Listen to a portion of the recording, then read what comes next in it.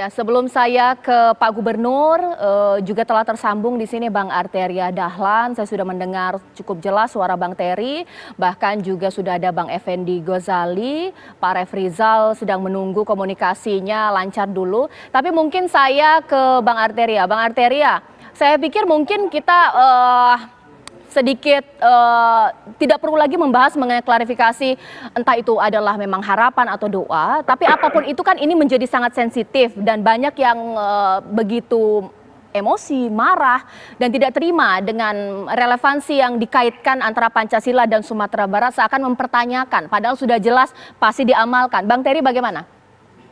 Ya, kebetulan saya beruntung ayah ibu saya aslinya dari Minang, dari Maninjau.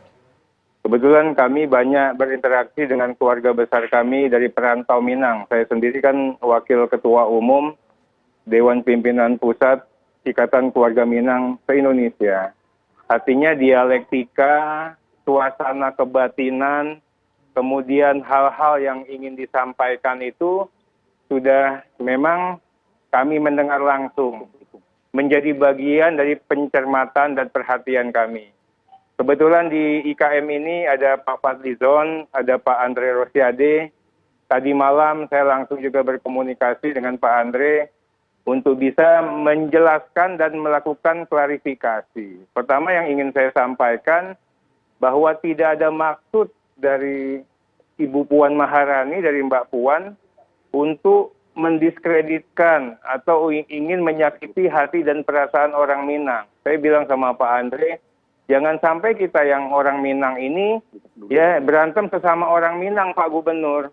Ribut sesama orang Minang padahal maksud yang diributkan, ya maksudnya Mbak Puan itu sama sekali tidak beririsan atau bersentuhan dengan apa yang dimaksudkan oleh teman-teman yang banyak sekali 2 hari ini agak ramai. Saya ingin sampaikan Mbak Caca, Mbak Puan itu orang Minang. Nggak mungkin orang Minang menjelekkan orang Minang. Ayahnya orang Batipuah, Pak Gubernur, orang Tanah Datar.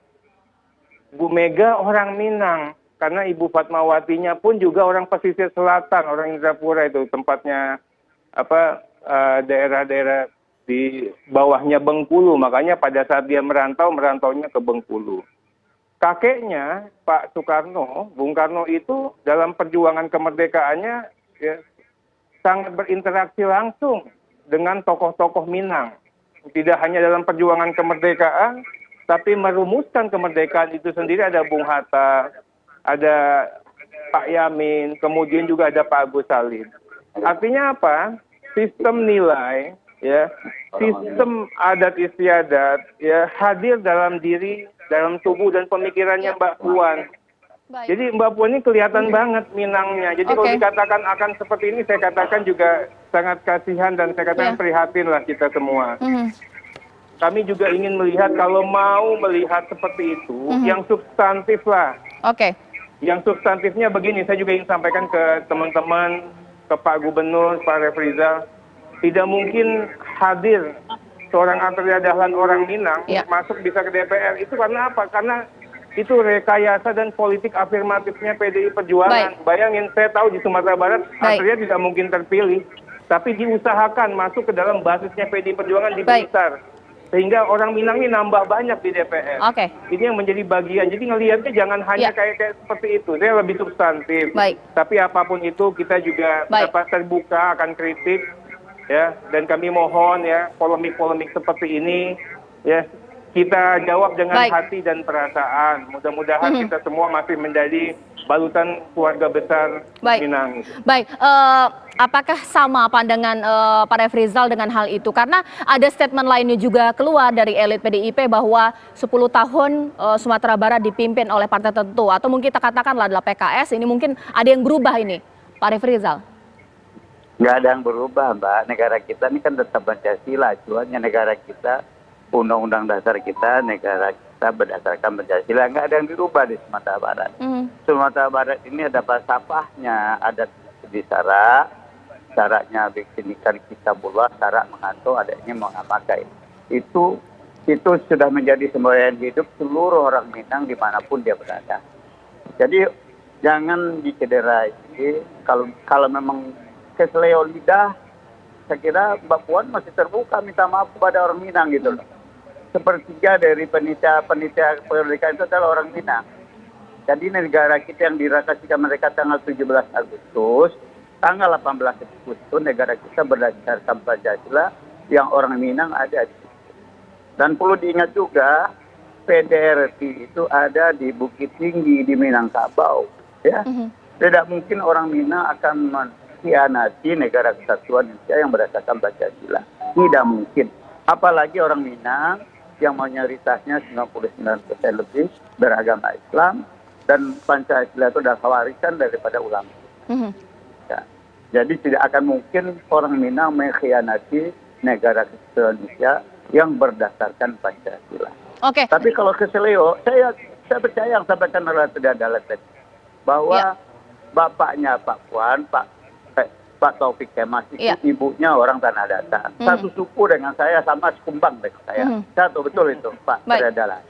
Cuman kalau Pak Puannya salah, kita ingatkan begitu loh. Orang Minang tidak akan berubah Pancasila. Baik. Menjadi Trisila, Kasila apalagi tidak akan. Tanyakan langsung ke Bang Terry ya Pak Refrizal ya. Berarti bagaimana tuh Bang Terry? Berarti Sumatera Barat dipimpin PKS itu nggak berubah ya? Bagaimana Bang? Tidak berubah, tetap Pancasila. Memang yang disampaikan Iya, Pak Refrizal, Bang Arteria Dahlan menjawab dulu. Bagaimana, Bang Terry? Ya, memang yang disampaikan Mbak Puan juga tidak ada yang mengatakan bahwa ada yang berubah. Oke. Bahkan untuk kalau khusus mengenai Pancasila, kalau kita bicara sila keempat, bagaimana Bung Karno menggali nilai Pancasila itu dari ranah Minang, Mbak. Dan itu sudah dipahami dan sudah menjadi pengetahuan Tapi kan dari elit PDIP yang ngomong itu, Bang. Nah, terkait dengan adanya yang dikatakan, saya juga nggak dengar ya apakah ada elit PDIP yang mengatakan seperti itu. Tapi ginilah, kalau orang Minang ini, Pak Refrizal ini kan satu kita di IKM ini. Kita ini terbiasa berbeda pendapat, berbeda pandangan, dan selalu kita hadapi dengan jiwa besar. Ini yang dikatakan inilah salah satu keunggulannya orang Minang. Bagaimana demokrasi deliberatif, kemudian juga bagaimana penghargaan atas nilai-nilai yang berbeda dihadirkan.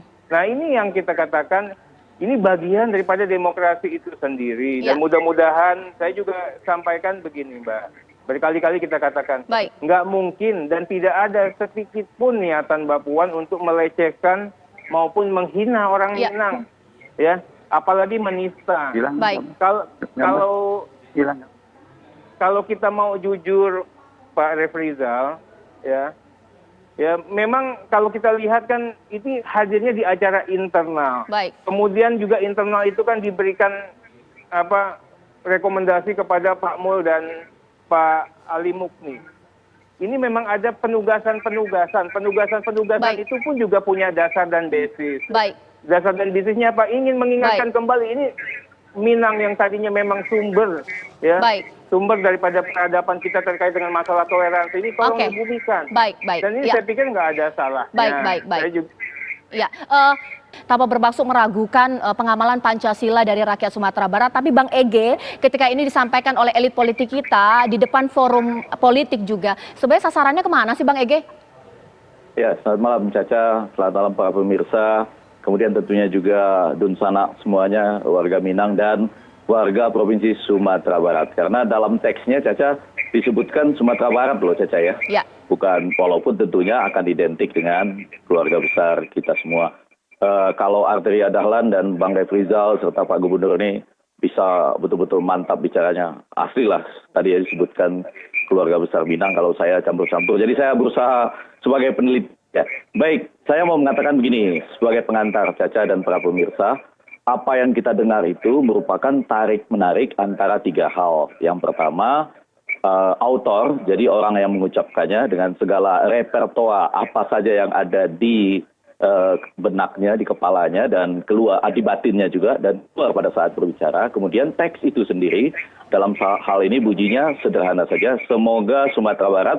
Lalu ada beberapa yang tidak jadi diucapkan, coba kalau saya tidak keliru ya. Semoga Sumatera Barat menjadi provinsi yang memang mendukung negara Pancasila. Itu teksnya. Dan selanjutnya reader. Reader ini adalah kita semua yang mendengarkan. Jadi ada tarik-menarik di antara ketiga hal itu. Nah, Caca dan para pemirsa, saya rasa yang sangat perlu kita perhatikan di sini adalah ini konteksnya tidak berdiri sendiri. Ada setidaknya 3 konteks. Konteks yang pertama, betul saya juga pernah mendengar ada sebagian elit dari teman-teman di PDI Perjuangan yang menyatakan sudah cukup lama juga PDI Perjuangan misalnya tidak mendapatkan kursi ke DPR pusat, atau ketika pemilu presiden misalnya agak ironis juga ketika Pak Jokowi cukup sering datang ke Sumatera Barat, malah perolehan suaranya menjadi lebih kecil. Nah, itu pernah saya dengar, gitu ya. Nanti kita sama-sama cari persis. Bang Arteria Dahlan juga rupanya belum pernah mendengarkan. Tetapi yang kedua, belakangan ini kan ada juga tarik-menarik soal rancangan undang-undang ideologi Pancasila, haluan ideologi Pancasila itu HIP, dan kemudian berubah menjadi BPIP. Nah, kemudian ditambah, tidak bisa kita hindari, ini kan diucapkan walaupun dalam acara internal Pak Arteria Dahlan, udah Arteria Dahlan, tapi ini ada kaitannya dengan pilkada. Jadi kalau saya mau langsung menjawab apa yang ditanyakan Caca tadi, saya menjawabnya dengan 2 bagian itu. Bagian A, ada tarik-menarik antara autornya, Ibu Puan di dalam hal ini, kemudian teks itu sendiri yang sudah saya ucapkan tadi, ada bagian yang sedikit A, UA gitu ya, dan ditambah dengan readers. Nah, kemudian 3 hal itu yang menarik saya pikirkan, yaitu bahwa teman-teman di PDI Perjuangan pernah mengatakan sudah 10 tahun ya, atau paling tidak cukup lama, tidak berhasil menarik hati warga Sumatera Barat. Kemudian yang kedua ada keributan nasional ya sebetulnya ya, terkait dengan rancangan undang-undang haluan ideologi negara itu ya, BPIP kemudian. Dan yang terakhir ini diucapkan tentunya ada makna politisnya, baik bagi yang menyampaikan maupun yang mendengar, karena ini dalam penyampaian dukungan untuk pilkada. Kalau ditanya kepada saya sendiri, sekilas kalau hanya mendengar itu saja, saya termasuk yang tersinggung sebagai warga Sumatera Barat. Tetapi karena saya kenal autornya, jadi dalam hal ini saya tahu Mbak Puan karena interaksi di kampus ya, di Universitas Indonesia, saya percaya maksudnya tidak demikian.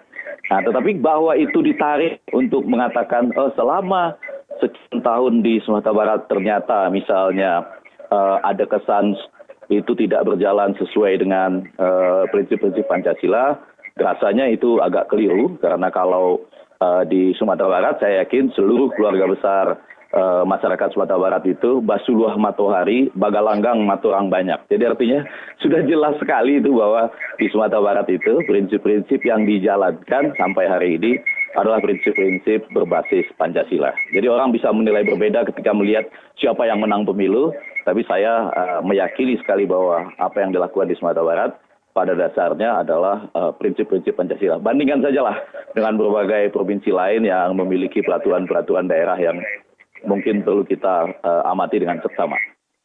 Nanti saya akan ke Pak Gubernur. Pak Gubernur, tadi saya sempat bertanya bahwa kita tidak meragukan, tapi saya ingin Pak Gubernur menjelaskan kebijakan-kebijakan yang Pancasila seperti apa. Dan Pak, bagaimana dengan wacana Kota Padang yang ingin membuat Satpol PP Syariah, Pak? Nanti Pak Gubernur akan menjawab usai jeda berikut. Apa kabar, Insya Malam?